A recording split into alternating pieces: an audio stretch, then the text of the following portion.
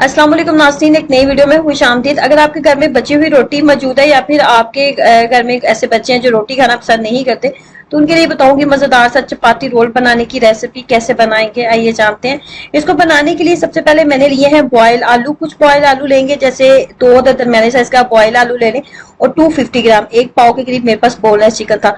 दोनों को मैंने एक कप पानी के अंदर दोनों को मैंने बॉयल कर लिया। आलू और बोनलेस चिकन दोनों को मैंने बॉयल कर लिया था।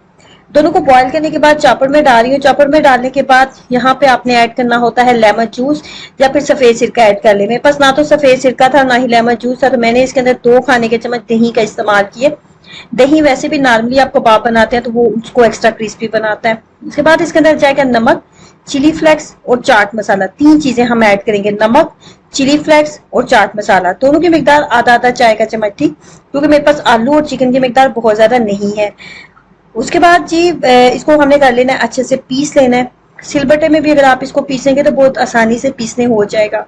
उसके बाद इसके अंदर 1 अदद अंडे का इस्तेमाल कर रही हूँ। अंडा ऑप्शनल है, अगर डालना चाहिए तो डाल दें। बाइंडिंग के लिए आलू मौजूद है और चिकन को वैसे भी बाइंडिंग की जरूरत नहीं होती। उसके दरमियान उसके अंदर ऐसा कुदरती रेशा होता है कि जब आप उसको पीसते हैं तो वो जो होता है आपस में चिपक जाता है। तो इसके अंदर अंडा डालने की जरूरत नहीं है। अंडा मैंने इसलिए डाला, ये इसको कबाब को एक्स्ट्रा नरम बनाएगा। इस तरीके से हाथ के ऊपर कुकिंग ऑयल लगाते हुए लंबाई के साइज में हमने जो है कबाब जो है इनको फ्राई कर लेना है, बना लेना है।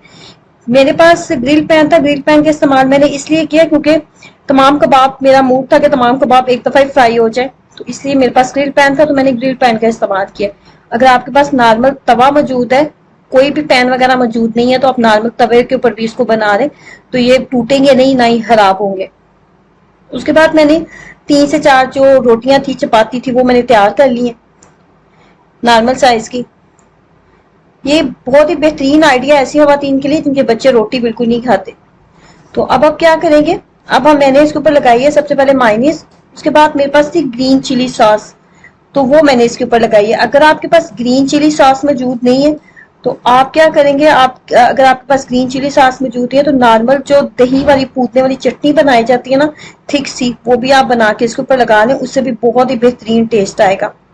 मेरे पास ये ग्रीन चिली सॉस थी शेजवान वालों की, तो वो मैंने इसके ऊपर लगा ली है। तो वो अच्छे से लगाने के बाद इसकी लेयर्स कुछ इस तरीके से हम लगा लेंगे। उसके बाद नॉर्मल कबाब रखेंगे।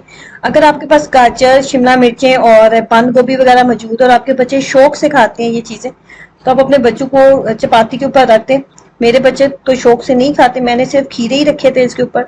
खीरे इस तरीके से इसके ऊपर रख देंगे और इसको बनाएंगे रोल।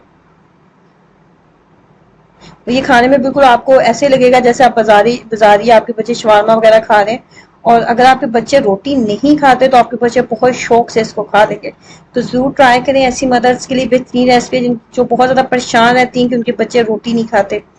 ट्राई करें और अपना एक्सपीरियंस जरूर शेयर कीजिएगा। वीडियो को लाइक करना और चैनल को सब्सक्राइब करना मत भूलें। अल्लाह हाफिज।